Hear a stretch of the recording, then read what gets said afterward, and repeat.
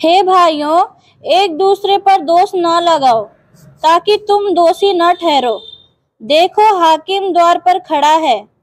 हे भाइयों, जिन भविष्यवक्ताओं ने प्रभु के नाम से बातें की, फिर से हम पढ़ेंगे 10। हे भाइयों, एक दूसरे पर दोष न लगाओ ताकि तुम दोषी न ठहरो। देखो, हाकिम द्वार पर खड़ा है। देखो, हाकिम द्वार पर खड़ा है। वो हाकिम कौन है?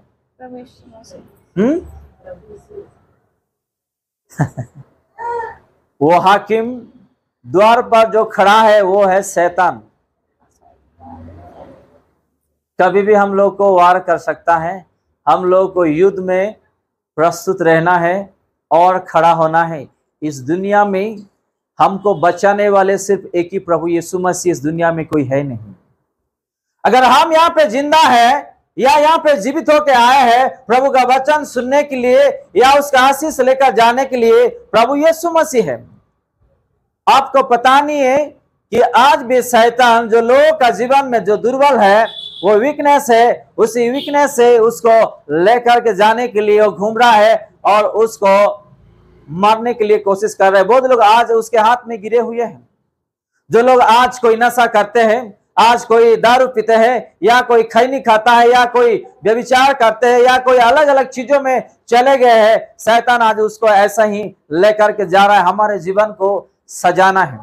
जो आदत है वह उस आदत को छोड़ना है, क्योंकि एक इंसान का आदत उसको कभी भी आगे लेकर के नहीं जा सकता है, उसको बांध के रखता है।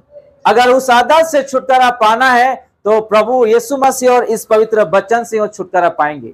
हालेलुया। थोड़ा हम आगे पढ़ेंगे। हे भाइयों, जिन भविष्यवक्ताओं ने प्रभु के नाम से बातें की, उनको दुख उठाने और धीरज धरने का एक आदर्श समझो।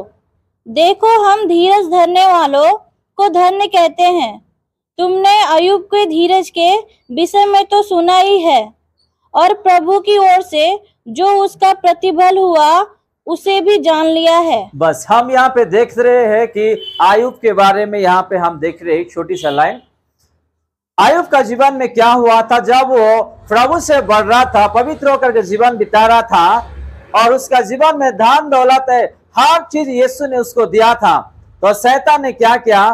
प्रभु ने उसको बहुत आशीष किया है, अगर मैं उसको कुछ हिलाऊं या कुछ कर दूं तो वो प्रभु से दूर हो जाएंगे, और उन्होंने स्वर्ग गया। कौन? शैतान ने स्वर्ग गया। आप लोगों को नहीं पता है, बाइबल में लिखा है, जब स्वर्ग जाता है पिता के पास तो पिता उसको पूछते हैं कहां से आप आए हैं? तो मैं दुनिया से इधर उधर घूमते हुए आया हूं। तो पिता को पता चल जाता है, तो कहता है मेरे अय्यूब के ऊपर आपका ध्यान है। तो कहता है आपका अय्यूब मुझे दे दो, मैं उसको क्या करूंगा, आपको नफरत करेंगे, आपसे वो दूर हो जाएंगे। तो पिता कहता है अय्यूब जैसा इस धरती पे कोई है ही नहीं। हालेलुया। अय्यूब जैसा दास इस दुनिया में कोई है ही नहीं। मैं एक चीज आपको बोलता हूं, उसका जान को छोड़ के बाकी जो करना है आप कर ले। उसका जान को देखभाल करना आपका जिम्मेदारी है, उसको छोड़ के जो भी करना है जाओ करो।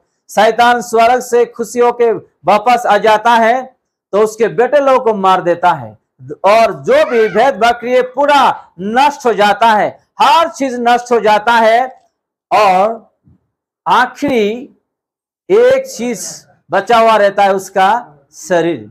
बाद में क्या करता है? शरीर को वो घात करते हैं। हालेलुया। उसका पत्नियां के कहता है, इधर आके बैठो, उसका पत्नियां के कहता है कि तेरे प्रभु को निंदा कर और तू मर जा।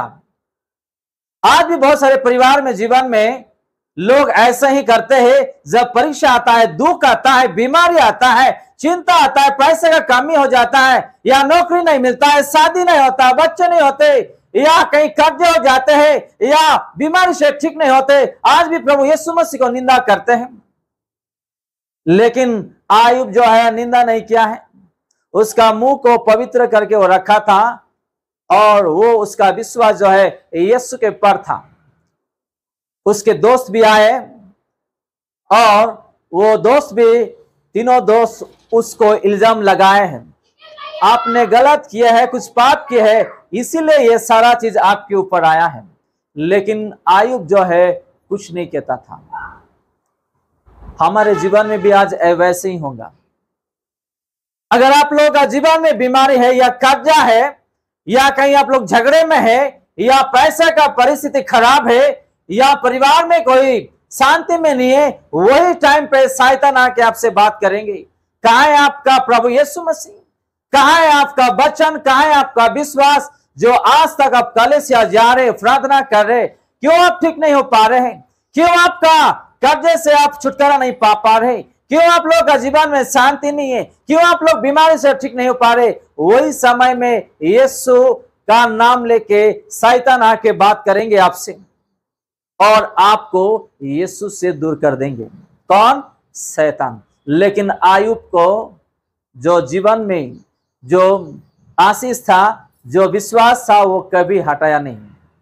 अगर आयुब के सामने हम होते थे तो आज हम दूर हो जाते थे। आज भी बहुत सारे लोग ऐसे ही हैं, जब दुख आता है तो कलीसिया से दूर हो जाते हैं, जब बीमारी आता है तो यीशु को छोड़ देते हैं, जब पति पत्नी के बीच में झगड़ा हो जाता है तो आज प्रार्थना करना बंद कर देते हैं, प्रभु को धन्यवाद बोलना आज बंद कर देते, स्तुति आराधना करना बंद कर देते। यही हमारी कमजोरी है। यही कमजोरी के कारण आज हम आगे नहीं बढ़ पाते हैं, जीवन में शांति आनंद हम नहीं पाते। बेटा उसको संभालो, उसको संभालो। बेटा अभिजीत आप जाओ उधर, आप उधर जाओ, उसको संभालो। आप उधर बैठ जाओ, उसको पकड़ो, उसको अब बैठ जाओ, वहां पे बैठ जाओ, बैठ के उसके साथ हाँ ऐसा बैठ जाओ। आज भी हमारे जीवन में ऐसा शैतान लेकर के आया होगा तो हम लोगों को संभालना है। मैं एक चीज बता देता हूं, जब हम यीशु को अपनाए, हमारा उद्धारकर्ता सृष्टिकर्ता हमारे लिए उन्होंने क्रूस पर जान दे दिया है, हमारे जीवन में परीक्षा आएगा, बीमारी आने वाला, परिवार में झगड़ा आने वाला, चिंता आने वाला, हर चीज आने वाला, हर चीज आने वाला। हम लोगों को उस चीज को ध्यान नहीं देना है। किसको ध्यान देना है? किसको ध्यान देना है? प्रभु यीशु मसीह को ध्यान देना है और उस वचन को ध्यान देना है। आप बाइबल पढ़िए, आखिरी से लेकर, शुरुआत से लेकर लास्ट तक जितने भी बाइबल में लोग हैं, सब लोग का जीवन में कठिन लेके आगे बढ़े हैं। कठिनता हम देख पाएंगे, समस्या देख पाएंगे, बीमारी देख पाएंगे, परीक्षा देख पाएंगे। उन लोगों को लोग मारे हैं, निंदा किए हैं। हम लोग तो कुछ नहीं है, लेकिन आज उन लोग कहां पे है? स्वर्ग में है। हालेलुया।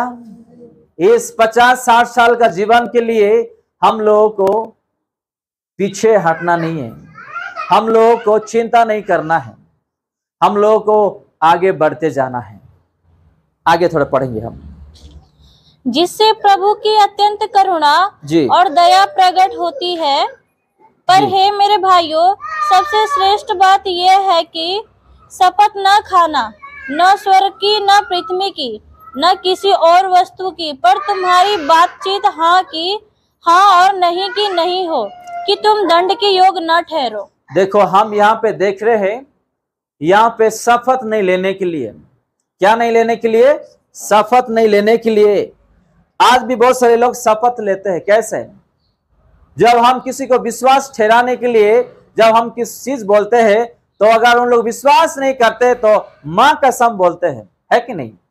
या डैडी का नाम बोलते हैं, या पत्नी का नाम बोलते हैं, या अपना पति का नाम बोलते हैं, या बच्चों का नाम बोलते हैं, मैं इसका कसम खा रहा हूं। लेकिन वचन क्या कहता है यहाँ पे? नहीं, हम किसी का नाम लेके शपथ नहीं करना है, न स्वर्ग का, न प्रभु यीशु मसीह का, ना अपना पिता का, ना किसी माता पिता का या भाई बहन का। यह हमारे लिए बहुत बड़ा भूल है।